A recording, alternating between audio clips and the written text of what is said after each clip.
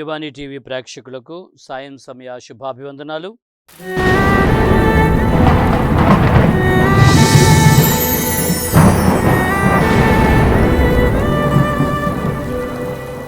ఈ రోజున మనం మన యొక్క ఆధ్యాత్మిక జీవితంలో పరిపూర్ణ ఫలాన్ని చివరకు మనకు అందించే నిత్య జీవన వరఫలాన్ని మనం ధ్యానిస్తూ ఉన్నాం. Eternal life.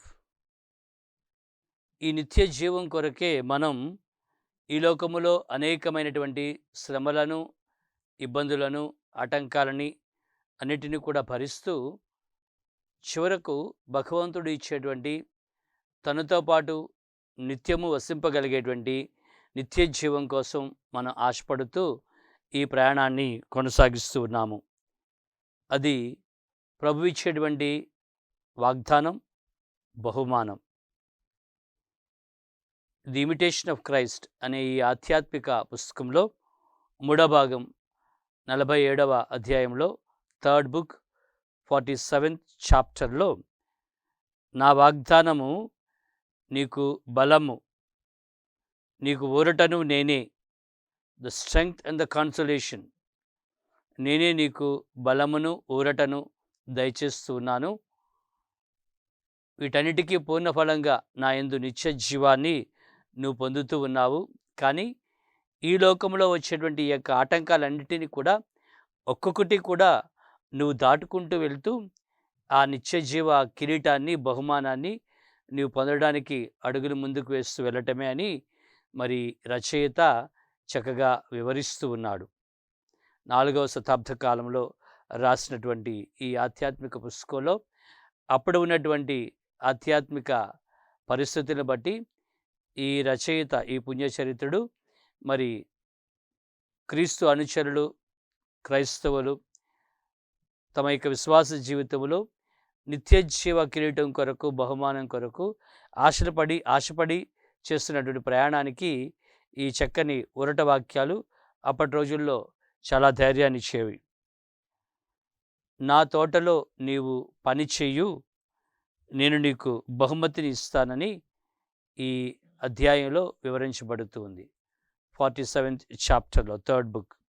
నువ్వు నీ అనుదిన జీవితంలో చదువుతూ, రాస్తూ, పాడుతూ, మౌనంగా ఉంటూ, శ్రమను అనుభవిస్తూ, ఈ విధంగా వీటన్నిటినీ కూడా నువ్వు దాటుకుంటూ నా తోటలో నేను చెప్పినటువంటి పనిని నువ్వు చేసినప్పుడు, ఈ దేవుని యొక్క రాజ్యంలో నేను చెప్పినటువంటి కార్యాన్ని నువ్వు చేస్తూ ఉండేటప్పుడు నేనిచ్చే బహుమతే ఈ నిత్య జీవం అనేటువంటి ఒక చక్కని ఊరట మాటను మనం చూస్తూ ఉన్నాము. జకరియా గ్రంథము 14వ అధ్యాయము 7వ వచనములోను, రోమీలకు రాయబడిన పత్రిక 7వ అధ్యాయము 24వ వచనములోను, మరియు కీర్తనకారుడు 120వ కీర్తన 6వ వచనంలో చెప్పినట్టుగా, ప్రభు నేను నీ యందు నిద్రించుచున్నాను. నేను నీతో నిద్రించేటప్పుడు ఈ ప్రయాణాన్ని మనం కొనసాగించుదాం. చంటిబిడ్డ ఏ విధంగా అయితే తల్లి ఒడిలో ప్రశాంతంగా నిద్రిస్తూ ఉండేటప్పుడు తల్లితో చేసేటువంటి ప్రయాణం ఆ బిడ్డ తన యొక్క ప్రయాణాన్ని కొనసాగిస్తూ ఉందో, అలానే ప్రభు నేను నీ యందు నిద్రిస్తూ ఉన్నాను, నీతో పాటు నన్ను కూడా నీ ప్రయాణంలో తీసుకొని వెళ్ళు అని అర్పించుకోవటం నిత్య జీవం వైపు మనం చేసే ప్రయాణంగా సూచించబడుతూ ఉంది. నేనిచ్చే ఈ బహుమతికి నీవు సిద్ధపడు. నీవు సిద్ధపడటంలో శ్రమలతో పాటు ముందుకు వెళ్ళు అని ఈ పుస్తకంలో మనం చూస్తున్నాం. తదుపరి 48వ అధ్యాయంలో కూడా 48th చాప్టర్లో కూడా ఈ అంశము కొనసాగించబడుతుంది. మరి ఇహలోక శ్రమలు నిత్య జీవ దినమునకు మనం తీసుకుని వెళ్తున్నాయని, life of troubles leaders to the day of eternity అని వివరిస్తూ ఉన్నాడు. నిత్య జీవ దినం వైపు, ఎ డే ఆఫ్ ఇటర్నిటీకి మనను ఈ డైలీ ట్రబుల్స్ తీసుకుని వెళ్తున్నాయని తదుపరి ఈ రచయిత చెప్తూ, పుణ్యచరిత్రుల యొక్క జీవితాల్లో చూసినట్లయితే వాళ్ళు కూడా ఈలోక ప్రయాణికులే. మనలాగే ఇటువంటి ప్రయాణాన్ని వాళ్ళు కూడా కొనసాగించినటువంటి వాళ్ళే.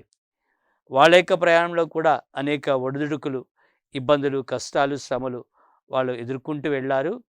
కానీ వాళ్ళు ఆశించినటువంటి, ఎదురు చూసినటువంటి, లక్ష్యంగా పెట్టుకున్నటువంటి ఉత్తమమైనటువంటి బహుమానం, ఆ జీవకిరీట బహుమానం కోసం మాత్రమే వాళ్ళు ఆశించేటప్పుడు ఈ ప్రయాణంలో వచ్చే ఈ ఆటంకాలన్నిటినీ కూడా వాళ్ళు లెక్క చేయకుండా ముందుకు ధైర్యంగా దూసుకొని ఆధ్యాత్మికంగా వెళ్ళారని, ఆ పుణ్యచరిత్రుల యొక్క వెలుగు మనపై, ఈ లోక ప్రయాణికులమైన మనపైన ప్రకాశించడం ద్వారా మనకు కూడా ఈ శ్రమలలో, బాధలలో, అనేకమైన వ్యర్థ విషయాలలో, వ్యామోహాలలో, వాంఛలతో పాపానికి బానిసలై జీవిస్తున్న మనకు వాటి నుంచి బయటకు వచ్చేటువంటి శక్తిని, వెలుగును దయచేస్తుంది అని.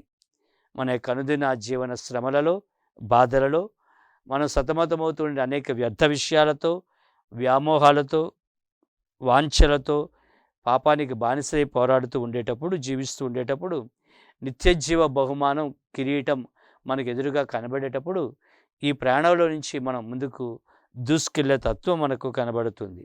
చివరకు మనకి శాంతి, సమాధానము ప్రభు ఇచ్చేటువంటి బహుమానంగా, బాహ్యంగా మనకు కనిపించే వెలుగు, దేవుని యొక్క వెలుగులో మనం నడిపించడానికి తోడ్పడుతుందని ఇక్కడ మనం గ్రహించాం. కీర్తనాకారుడు 21వ కీర్తన 12వ వచనంలో చెప్పినట్టుగా, ప్రభువా నేను వీటన్నిటినీ దూరం చేసుకుంటూ వాటిని దూరం చేసుకోవడంలో వచ్చే శక్తిని నాకు ఇవ్వు. ఎప్పుడైతే అది నాకు శక్తిగా మారుతుందో ఆ శక్తితో నేను ఇటువైపు నిత్యజీవం వైపు చేసే ప్రయాణానికి నాకు అవి తోడ్పాటుని, ఎంకరేజ్మెంట్ని ముందుకు నడిపించే దిశలోనికి తీసుకొని వెళ్తాయని. మనిషి యొక్క, ఒక వ్యక్తి యొక్క హృదయం తనకి ఎక్కడైతే ఆశలు పెట్టుకుని ఉన్నాడో, దేన్నైతే ఆయన సంపదగా ఎంచుకుని ఉన్నాడో ఆ సంపద చుట్టే ఆ మనిషి యొక్క ఆలోచనలు, ఆ మనిషి యొక్క హృదయం చుట్టూ తిరుగుతూనే ఉంటుంది. ఈ ఆధ్యాత్మికతలో ఏ వ్యక్తి అయితే ప్రభు ఇచ్చే పరలోక బహుమతి వైపు అదే తన యొక్క విలువైనటువంటి బహుమానంగా, అత్యంత విలువైన సంపదగా గణిస్తూ, గుర్తిస్తూ వెళ్తూ ఉంటాడో, మరి ఆ వ్యక్తి యొక్క హృదయం కూడా ఈ నిత్యజీవ కిరీటము బహుమానం వైపే, ఈ సంపద వైపే ఆ హృదయం చుట్టూ తిరుగుతూ ఉంటుందని మనకి ఇక్కడ రచయిత చెప్తూ ఉన్నాడు. తద్వారా ప్రభుని ప్రార్థించమంటూ ఉన్నాడు 49వ అధ్యాయంలో కొనసాగిస్తూ, నీకు ఇష్టమైనదే ప్రభు నీవు నాకు ఇవ్వు. నేను ఇష్టమైనది కోరుకున్నప్పటికీ నేను ఆశించేది కాకుండా నీకు ఏది సాఫీగా ఉందో, నీకు ఏది మంచిదని అనిపిస్తుందో దానినే నాకు ఇవ్వు. నాకు అంగీకారమైనది, గౌరవాన్ని చేకూర్చే ఉన్నత స్థితిలోనికి నన్ను తీసుకొని వెళ్ళు అని ప్రార్థించమంటూ ఉన్నాడు. ఇలా అడుగుతూ ఉండేటప్పుడు దెర్ ఈజ్ ఎ వార్ఫేర్ అంటాడు, ఒక యుద్ధం జరుగుతుంది అంటాడు. అప్పుడు ఆ వ్యక్తి becomes a person of warfare. అతనిలో జరుగుతున్నటువంటి అంతర్యుద్ధము, ఈ అంతర్యుద్ధము లోపల కొనసాగుతూ ఉంటుంది. ఎప్పుడైతే ఆ వ్యక్తి శ్రమల కొరకు ఈ అంతర్యుద్ధంలో, అంతర్గత పోరాటంలో పాల్గొంటాడో, శ్రమలు పడుతూ ఉంటాడు, ఇబ్బందులు పడుతూ ఉంటాడు, కానీ తన్ను తాను మార్చుకుని దేవునిలో ఎదిగేటువంటి, దేవునికి చేరుకునేటువంటి కృపను, ఆశీర్వాదాన్ని పొందుతూ ఉంటాడు. దానికి గాను ప్రభు సహాయాన్ని అడుగుతూ, ప్రభు నువ్వు నాతో పాటు ఉండు, నువ్వు నాతో ఉన్నట్లయితే నాకు ఈ సమృద్ధి కలుగుతుంది, ఈ ఉత్తమమైనటువంటి బహుమానాన్ని పొందే దశలో నేను వెళ్ళే అవకాశం కలిగి ఉంటుందని అంటూ ఉన్నాడు. అటువంటి గొప్ప వరాన్ని మనకు దయచేయమని ప్రభుని మనం అడుగుతూ, మనం స్తుతించేటువంటి ఈ గీతం ద్వారా, ప్రార్థన ద్వారా ప్రభుని ఈ ప్రత్యేక ఆధ్యాత్మిక సహాయం కోసం మనము వేడుకుందాం.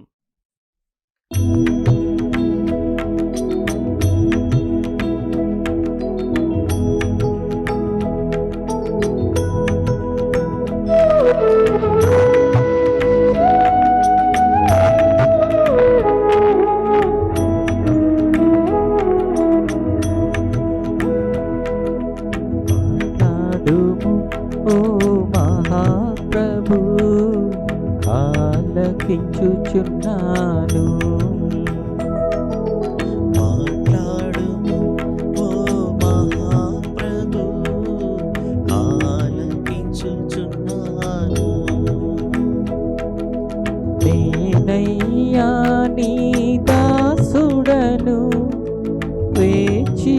వేచియున్నాను నీ కోసం. నేనయ్యా నీ దాసుడను, వేచియున్నాను నీ కోసం. మధురం మధురం నీ వాక్యం నా త్రోవకు దీపం నీ వాక్యం.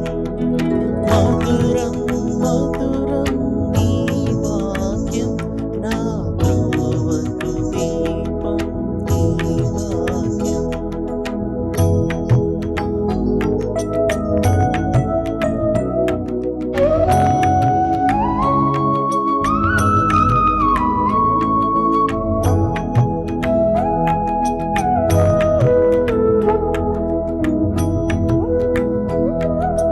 నీ శుభవచనం ప్రతిదినం నే విని జీవం పొందాలి. నీ శుభవచనం ప్రతిదినం నే విని జీవం పొందాలి. యేసయ్యా నా ఆత్మీయ కన్నులను నిరంతరం తెరువుమయ్యా. మధురం మధురం నీ వాక్యం నా త్రోవకు దీపం నీ వాక్యం. మధురం మధురం నీ వాక్యం నా త్రోవకు దీపం నీ వాక్యం.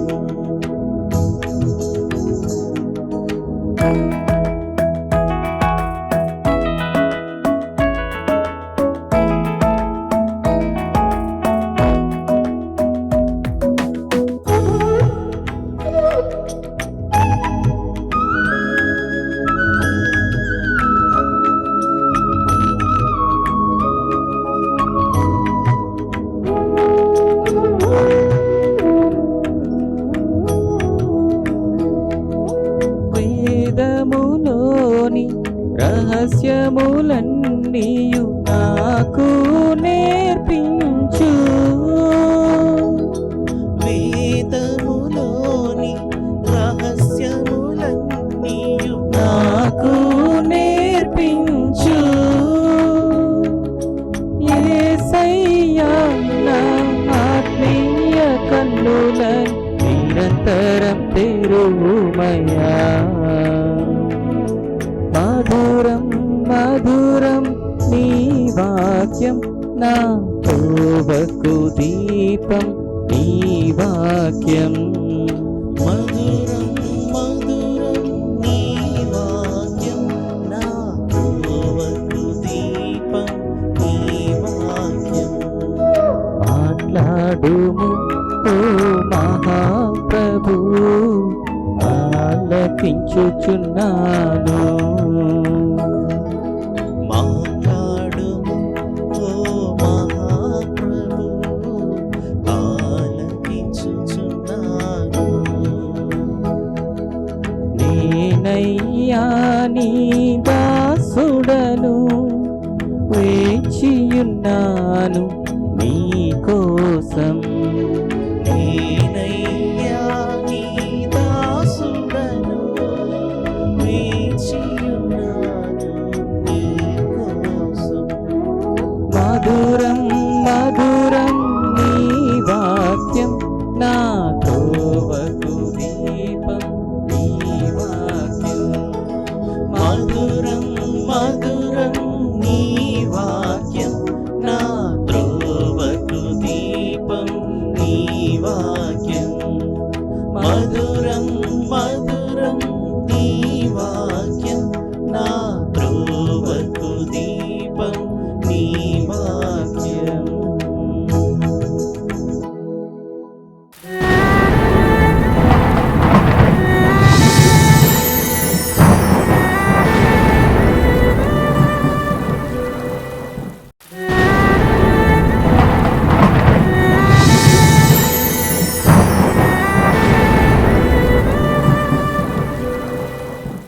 మత్తయి శుభవార్త 25వ అధ్యాయము 34వ వచనములో ప్రభు అంటూ ఉన్నారు, ప్రపంచ ప్రారంభము నుండి మీకై సిద్ధపరచబడిన రాజ్యమును మీరు చేకొనుడు అని. ఆ సన్నివేశంలో మనం చూసినట్లయితే తుది తీర్పు సన్నివేశం మనకు అక్కడ కనబడుతుంది. 25వ అధ్యాయం 33 నుంచి 46 వచనాలలో. ఇదిగో గొర్రెలను మేకలను వేరు చేసినప్పుడు వారు చేసినటువంటి సత్క్రియలు బట్టి, ఇదిగో ఈ నా చిన్నవారిలో ఏ ఒకరికి మీరు ఈ మంచి పని చేసినా, ఈ సత్క్రియ చేసినా అది నాకు చేసినట్లే అన్న ప్రభు ఆ మంచి కార్యాలకి బహుమానంగా ప్రపంచ ప్రారంభము నుండి మీకై సిద్ధపరచబడిన రాజ్యమును చేకొనుడు అని వాళ్ళని ఆశీర్వదించి దైవరాజ్యంలోనికి పంపిస్తూ ఉన్నారు. ఈ నిత్య జీవ కిరీటాన్ని, బహుమానాన్ని వాళ్లకు అందజేస్తూ ఉన్నారు. ప్రభు వాక్యము మనతో మాట్లాడుతుంది. ప్రభు వాక్యం ఎప్పటికప్పుడు మనకు ఈ సూత్రాలని ఖచ్చితంగా తెలియజేస్తూ ఉంది. ఆ వాక్యానుసారం మన యొక్క జీవితాన్ని మనం మార్చుకుంటూ వెళ్తూ ఉండేటప్పుడు, ప్రభు మనతో మాట్లాడుతున్నాడని గుర్తించేటప్పుడు ఆ వాక్యం మనలను ఈ నిత్య జీవ బహుమానం వైపు తీసుకొని వెళ్తుంది. దాని పట్ల మనం ఆధ్యాత్మికమైనటువంటి ఆశని కలిగి ఉండాలి, భౌతికమైన ఆశ కాకుండా. ఓ రోజు ఓ యువకుడు ఒక ముని దగ్గరికి వెళ్ళాడు. ముని దగ్గరికి వెళ్ళి, నాకు నిత్య జీవం కావాలి, అది దక్కుతుందా, సాధ్యమేనా అని అడిగాడు. సాధ్యమే, తప్పకుండా నువ్వు ప్రయత్నం చేసినట్లయితే నీ జీవిత విధానాన్ని బట్టి ఈ నిత్య జీవం అనేటువంటి బహుమానం నీకు తప్పకుండా దొరుకుతుందని ఆ ముని ఈ యువకుడికి చెప్పాడు. అలా కాదు, నాకు చాలా తొందరగా ఆ నిత్య జీవం కావాలి, ఆ బహుమానం కావాలి అని చెప్తున్నాడు. సరే, ఈ యువకుడికి ఒక మంచి గుణపాఠం నేర్పించాలి అనే ఉద్దేశంతో ఆ ముని, సరే ఇదిగో ఎదురుగా కనబడుతున్నటువంటి ఆ ఎత్తైన కొండ మీద బాగా గుబురుగా పెరిగినటువంటి ఆ మొక్కలు, పిచ్చి మొక్కలు ఇవన్నీ ఉన్నాయి. మరి వాటన్నిటిని దాటుకొని కొండ పైకి వెళ్ళిన తర్వాత నీకు ఒక పలానా చిన్న మొక్క కనబడుతుంది. ఆ మొక్క ఆకులని నువ్వు తెంపి తీసుకొని రావాలి, అప్పుడు నేను మిగతా విషయం చెప్తాను అని. అలా నువ్వు చేయగలవా అని అన్నప్పుడు, తప్పకుండా నిత్యజీవం తొందరలోనే ఆ బహుమానం దొరుకుతుందంటే నేను వెళ్తానండి, తెస్తానని ఆ యువకుడు ఎంతో శ్రమపడి మరి కష్టపడుతూ నానా అవస్థలు పడి ఆ కొండ పైభాగానికి వెళ్ళి వెతికి ఆ ముని చెప్పినటువంటి లక్షణంలో ఉన్నటువంటి ఆ పిచ్చి మొక్కని తెంపి తీసుకొని వచ్చి ఆ మునిగారికి, గురువు గారికి చూపిస్తూ ఉన్నాడు. ఇదే కదండి మీరు అడిగిందంటే, అవును ఇదే అని చెప్పేసి, సరే ఇప్పుడు నువ్వు ఆ మొక్క తాలూకా ఆకులని నీవు పొడి చేసుకొని అది నీటిలో త్రాగు అని ఆ ముని చెప్పాడు. ఈ యువకుడు చాలా ఉత్సాహంగా ఉన్నాడు. ఇదేదో గొప్ప బహుమానం, నిత్యజీవ బహుమానం అని వస్తుందని అతి తొందరలో ఉన్నాడు కాబట్టి వెనువెంటనే ఆ ముని దగ్గరే ఆ ఆకుల్ని పొడి చేసి మరి దాన్ని నీటిలో కలుపుకొని అక్కడే తాగడం ప్రారంభించాడు. తాగిన తర్వాత మరి కొద్దిసేపటికే ఆ యువకుడు నీరసం అయిపోయాడు, చాలా నీరసించిపోయాడు. మరి కడుపుల్లో ఏదో తేవినట్టుగా చాలా కష్టంగా, ఇబ్బందిగా ఉంది. మరి అక్కడే నేల మీద పడి మరి కొట్టుకుంటూ ఉన్నాడు, విలవిల్లాడుతున్నాడు. ఇంచుమించు అది చనిపోయే పరిస్థితి అని ఆ యువకుడు గ్రహించాడు. ఆ గ్రహించినప్పుడు అనుకున్నాడు, బహుశా ఇది విషపు మొక్క, విషమై ఉంటుంది, విషం మొక్క తాలూకు ఆకుల్ని నేను పొడి చేసుకొని త్రాగాను అని ఆ మునిని అడుగుతూ ఉన్నాడు. ఇది మీరు ఇచ్చింది నాకు విషపు మొక్క తాలూకా పొడి ఏమిటండి, మరి ఇది విషమేనా, నేను చచ్చిపోతున్నాను అని అడిగాడు. అవును అదే ఇచ్చాను, ఎందుకంటే నువ్వు అడిగింది బహుమానం నిత్యజీవ బహుమానం. నువ్వు నిత్యజీవ బహుమానం పొందాలన్నట్లయితే నువ్వు ఈ లోకంలో భౌతికంగా, శారీరకంగా మరణించాలి. మరణించిన తర్వాత ప్రభు నిర్ణయిస్తాడు నీకు నిత్యజీవ బహుమానం కిరీటం ఇవ్వాలా వద్దా అని. అప్పుడు ఆ యువకుడు, లేదండి చాలా తప్పు అయిపోయింది, నాకు అప్పుడప్పుడే ఆ బహుమానం వద్దు, నన్ను ఏదో విధంగా బ్రతికించండి, నా అంతటి నేనే ప్రయత్నం చేసి నా జీవిత విధానం ద్వారా నన్ను మార్చుకోవడం ద్వారా నేను ఆ బహుమతిని పొందే ప్రయత్నం చేస్తానని తను చేసినటువంటి తప్పును తెలుసుకొని ఆ మునిని అడుగుతూ ఉన్నాడు. మార్కు శుభవార్త 10వ అధ్యాయము 29, 30 వచనాల్లో ప్రభువు చెప్తూ ఉన్నాడు. నా కొరకు, నా సందేశము కొరకు మరి వివిధ రకాలుగా శ్రమలు, బాధలు, హింసలు అనుభవించడానికి సిద్ధపడినటువంటి వాడికి నేను అందుకు 100 రెట్ల బహుమానాన్ని ఈ లోకంలోనే ఇస్తాను. అంతేకాకుండా పరలోకంలో శాశ్వత జీవాన్ని పొందే భాగ్యాన్ని కూడా ఇస్తున్నానని ప్రభు వాగ్దానం చేస్తూ ఉన్నాడు. మరి ప్రభు నిమిత్తము, ప్రభు వాక్యం నిమిత్తము, సువార్త నిమిత్తము మనం పలు విధమైనటువంటి సమస్యలు, ఇబ్బందులు, బాధలు, కష్టాలు వచ్చినప్పుడు వాటికి అనుగుణంగా మనం నడుచుకోవాలని ప్రయత్నం చేసినప్పుడు ఆ వాక్కు యొక్క అడుగులో, వెలుగులో మనం జీవించాలి, అడుగు ముందుకు వేయాలని ప్రయత్నం చేసినప్పుడు నా కొరకు, నా సందేశం కొరకు వీటినన్నిటినీ మీరు ఎప్పుడైతే భరిస్తూ ఉన్నారో దాని తాలూకా ఫలితాన్ని పలు విధాలుగా దీవెనకరంగా ఈ లోకంలోనే పొందుతారు, పరలోకంలో కూడా మీకు శాశ్వత బహుమానం పొందుతారని ప్రభు వాగ్దానం నెరవేరుతుంది.